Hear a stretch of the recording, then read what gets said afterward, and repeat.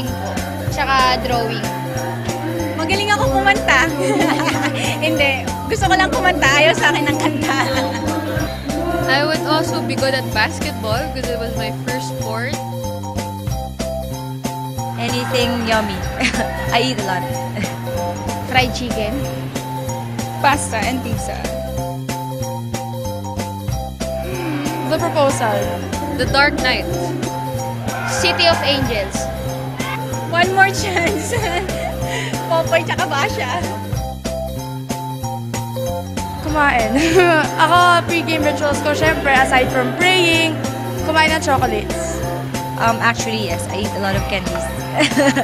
Chocolate tsaka pray po. Daddy ko. Si Mike Dawis. Our pambansang kamao. Manny Pacquiao. Ako, pinaka-idol ko talaga si Kobe. Kobe Bryant. R&B, pop, tsaka love songs.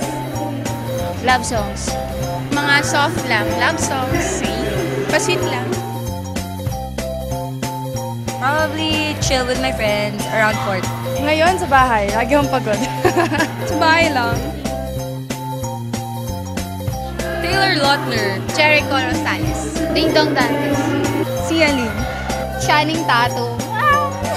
Mike Ross and Suits.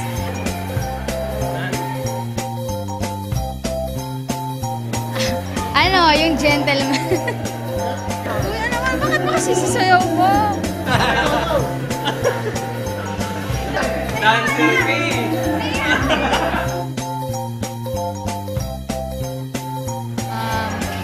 Yung nag-best setter po ako.